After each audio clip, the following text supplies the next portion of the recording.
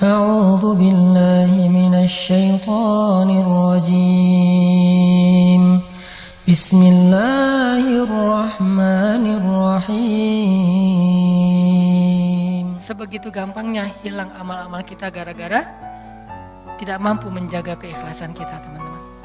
Makanya wa innama likulli imri'in manawa itu gampang banget tergelincir.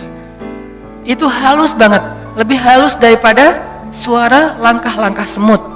Halus banget, sampai kadang-kadang kita juga terjebak di situ. Makanya di zaman Nabi itu kan ada cerita seorang sahabat Ansor yang tidak terkenal ibadah-ibadahnya, tapi Nabi bilang huwa min ahlil jannah, dia itu ahli surga. Apa kelebihan dia? Apa ibadah dia? Ibadah dia itu ibadah batin. Ketika dikepoin sama beberapa orang sahabat, sama seorang sahabat, kalau nggak salah Abdullah bin Amr bin As, dia kepo datang ke rumahnya. Ternyata rahasianya bukan ahli tahajud, bukan ahli sedekah, bukan ahli tilawah, bukan ahli kebaikan-kebaikan yang zahir. Dia kalau ngelakuin amalan yang zahir, yang standar-standar aja lah, yang wajib, yang kalau ditinggalkan pasti dosa, sholat pasti, cuman nggak ada yang lebih, biasa-biasa aja. Terus yang bikin dia istimewa, ternyata ibadah batin. Apa ibadah batin dia?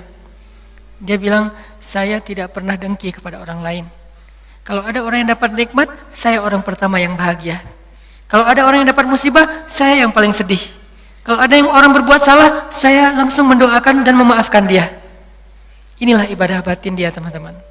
Makanya selain kita fokus memperbaiki ibadah zahir kita, sholat kita, cara takbir kita, cara semua ruku sujud kita, perbaiki juga ibadah batin kita. Karena kalau sampai ini rusak, yang lain sempurna, batal. Tapi kalau ini benar, yang lain cacat-cacat dikit, karena kita mungkin punya kekurangan, Allah yang akan perbaiki. Jadi ini teman-teman, tentang pentingnya belajar ikhlas. Dan ikhlas ini termasuk salah satu di antara ibadah juga. Jadi sekedar ikhlas saja itu udah ibadah. Sekedar niat aja itu udah ibadah. Belum melakukan udah jadi ibadah. Bukankah Nabi mengatakan siapa yang berniat berbuat baik lalu jadi melakukannya, maka dia mendapatkan 10 pahala kebaikan. Kalau dia berniat berbuat baik tidak jadi melakukannya, maka dia mendapatkan 1 pahala kebaikan. Siapa yang berniat berbuat buruk jadi melakukannya, maka dia dapat 1 dosa. Siapa yang berniat berbuat buruk tidak jadi melakukannya, dia dapat 1 pahala. Allah baik banget ya. Niat aja dikasih pahala, baru niat tuh. Sehingga para ulama mengatakan, kalau begitu, ayo kita berniat yang banyak. Dan memperbanyak niat itu disebut dengan istilah ta'addudin niyah. Ta'addudin niyah, memperbanyak niat-niat yang baik. Saya pengen ini, saya pengen itu, saya pengen. Semua kebaikan kita pengen.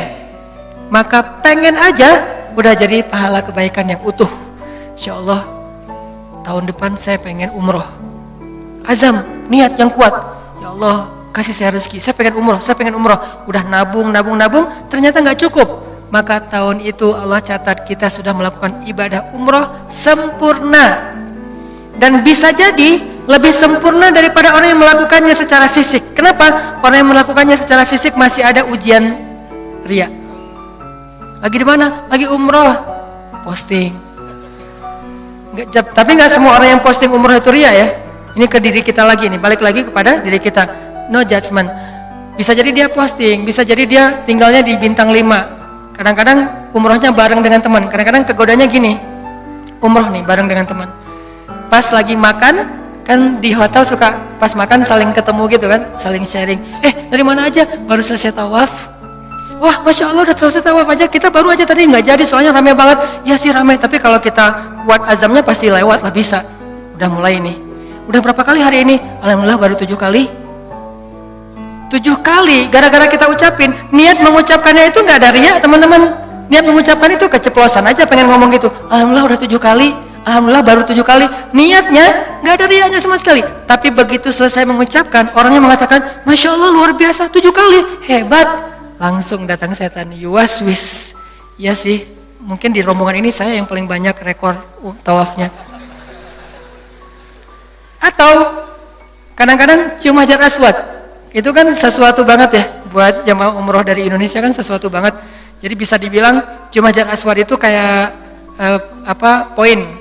siapa yang paling sering cium hajar aswad, jadi kayak saling share lagi makan, udah cium hajar aswad, udah belum, udah, alhamdulillah udah 3 kali, wah saya baru sekali, akhirnya saling berlomba. Kalau ini niatnya fastabiqul khairat, itu bagus. Tapi gara-gara fastabiqul khairat, kalau sampai terjebak kepada riya, sombong, maka habis. Yang tahu cuman kita, yang tahu cuman kita, orang lain nggak tahu. Hati-hati dengan ini. Tapi orang yang tadi menabung pengen umroh, terus nggak cukup duitnya, lalu nggak jadi umroh, bisa jadi dia mendapatkan pahala umroh lebih utuh daripada orang yang melakukannya secara fisik. Maka jangan kikir dalam berniat baik. Berniat baik yang banyak. Ketika kita keluar rumah, ya Allah hari ini mudah-mudahan saya bisa bantu orang di jalan. Mudah-mudahan saya bisa silaturahim dengan teman lama atau dengan keluarga. Mudah-mudahan saya bisa mendapatkan ilmu. Mudah-mudahan saya bisa membantu orang dari kesusahan. Mudah-mudahan saya bisa. Perbanyak aja kebaikan kita niatin, dan kita serius kalau nanti ada kesempatan kita akan lakuin. Begitu kita keluar rumah, Allah sudah mencatat kita seperti melakukan sebanyak kebaikan yang kita niatkan. Jadi niat aja ibadah. Wa innama likulli imri'in ma nawa. Seseorang mendapatkan pahala sesuai dengan apa yang dia niatkan. Niat aja udah ibadah, apalagi kalau kita kerjakan. Sampai ulama mengatakan, kalau saya mendengar seseorang mengetuk pintu rumah saya, maka saya tidak akan membuka pintu rumah itu sampai saya memiliki 10 niat baik. Jadi kalau mau buka pintu rumah, beliau berdiri di belakang pintu, ya Allah, kalau ini adalah orang miskin, saya berniat akan kasih dia sedekah 1. Kalau ini adalah seorang saudara yang sudah terputus silaturahim selama ini, saya akan sambung silaturahim 2. Kalau ini adalah seorang ulama, saya akan minta nasihat dari beliau dan ilmu 3. Kalau ini adalah seorang murid, saya akan kasih dia nasihat dan ilmu 4. Kalau ini adalah seorang yang berhutang, saya akan bayarkan hutangnya 5. Terus sampai 10 niat baik baru dibuka pintunya. Ternyata yang datang cuma 1 orang dengan 1 hajat, maka beliau mendapatkan pahala 10 hajat, 10 kebaikan. Ini hebatnya niat, ta'addudin niyah. Sehingga yuk kita berniat sebanyak mungkin berbuat baik. Saya akan gini, saya akan gini, saya akan gini. Salah satunya untuk akhirat kita, kalau saya pribadi berniat, ya Allah saya pengen banget nanti sebelum meninggal kalau bisa udah khatam 30 juz. Dari dulu diusahain belum beres-beres. Naik dikit, turun banyak. Naik dikit, turun banyak. Kenapa? Mungkin banyak dosa, bisa dosa lisan, bisa dosa mata. Bukankah dosa itu bisa menghilangkan hafalan ayat Al-Quran? Dan kata Nabi, Al-Quran itu gampang hilangnya, lebih gampang daripada hilangnya onta yang liar. Cepat banget hilangnya. Enggak Ustadz, saya udah banyak dosa tapi enggak hilang-hilang. Ya enggak ada yang dihafal, apa yang mau dihilangin? Coba kalau mau tahu kita banyak dosa atau enggak, hafal Quran deh. Kalau susah, pasti banyak dosa. Kalau mau tahu, itu cara kita untuk bisa mendeteksi dosa kita, salah satunya ya, hafal Quran. Coba, itu akan mendeteksi banget. Kalau kita udah lancar bacaan, tapi dengan syarat bacaannya udah lancar. Karena kalau bacaan belum lancar, ya bukan karena dosa, emang nggak bisa baca Quran ya. Berarti tahapannya baca Quran dulu. Kalau bacaannya udah lancar, tapi kok nggak bisa ya ngafal Quran? Ini bisa jadi kata Imam Waqi', al-ilmu nurun wa nurullah la yu'talil asi. Ilmu itu cahaya, dan cahaya Allah itu tidak diberikan kepada pendosa. Cara ngukur diri kita banyak dosa atau enggak, coba ngafal Quran. Kalau susah, pasti banyak dosa. Sehingga pesantren di dekat rumah saya tuh, pesantren Kampung Quran namanya. Dulu ada program daurah hafal Quran selama bulan Ramadan, 1 bulan 30 juz. Di Indonesia, di Cihanjuang, Cimahi, 1 bulan 30 juz. Pas saya diundang ke situ ngisi waktu subuh, saya bilang, ini programnya apa Ustadz? 30 juz 1 bulan.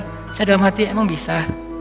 Saya tuh udah lebih 10 tahun gak beres-beres, ngeremehin gitu kan. Ternyata ada yang bisa. Dari sekian puluh siswa atau santri, ternyata sekitar hampir 10 orang khatam sebulan 30 juz, lancar teman-teman. Sebulan 30 juz lancar. Modalnya mungkin cuma juz 30 doang pas baru datang. Dan apa metodenya Ustadz? Ternyata metodenya itu nggak rumit-rumit, sederhana. Kalau mereka ngerasa susah hafalan, disuruh sholat taubat terus istighfar. Itu doang. Kalau Ya Allah, kok susah banget ya? Kan kadang-kadang ada halaman yang mudah, ada halaman yang susah ya. Yang biasanya kalau lagi enak tuh moodnya dapat, bisa sekali duduk 2 lembar langsung hafal dan lancar. Kalau lagi nggak dapat, 1 ayat aja nggak beres-beres. Nah, kata ustadznya, kalau kejadian kayak gitu, coba wudu, sholat taubat, minta ampun sama Allah, istighfar, coba hafal lagi. Pasti mudah. Dan itu terbukti. Ternyata kayak gitu caranya. Cuman ya butuh istiqomah juga. Jadi teman-teman, perbanyak niat yang baik. Niat apa aja? Termasuk saya nanti kalau udah punya rezeki, udah punya usaha sendiri, saya pengen punya panti asuhan 1000 anak yatim. Tapi niatnya yang kuat ya. Kalau ternyata itu baru terwujud setelah 20 tahun, la tahzan, nggak usah bersedih, nggak usah berkecil hati. Kenapa? Sejak kita berniat punya pesantren, punya panti asuhan 1000 anak yatim, walaupun terwujudnya setelah 20 tahun, pahalanya tuh dihitung dari awal berniat, bukan ketika terwujud. Keren kan niat tuh? Jadi pahalanya dihitung dari ketika kita berniat, bukan ketika itu terwujud.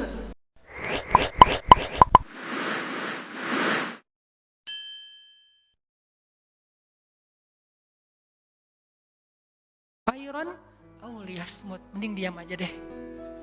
Sebegitu gampangnya hilang amal-amal kita gara-gara tidak mampu menjaga keikhlasan kita, teman-teman. Makanya wa innama likulli imri'in manawa itu gampang banget tergelincir. Itu halus banget, lebih halus daripada suara langkah-langkah semut. Halus banget, sampai kadang-kadang kita juga terjebak di situ.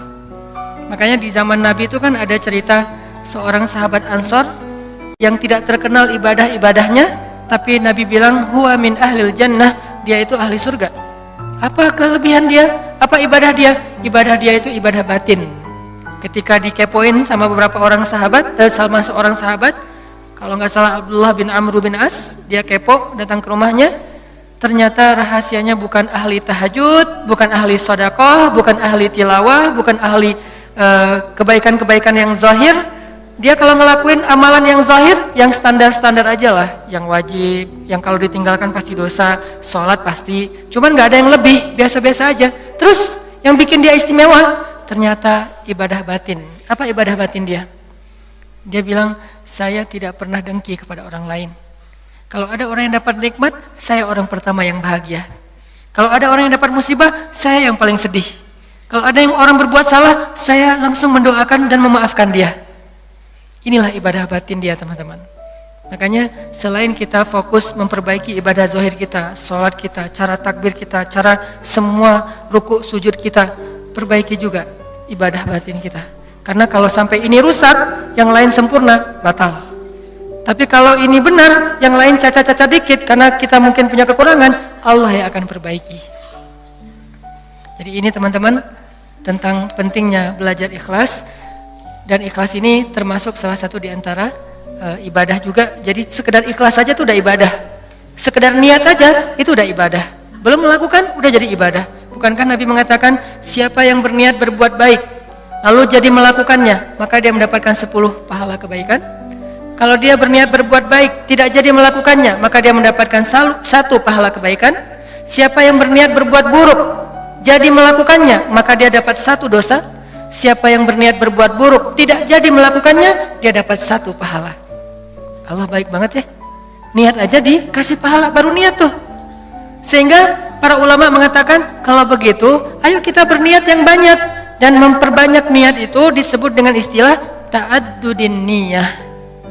Ta'addudin niyah, memperbanyak niat-niat yang baik. Saya pengen ini, saya pengen itu, saya pengen. Semua kebaikan kita pengen. Maka pengen aja udah jadi pahala kebaikan yang utuh.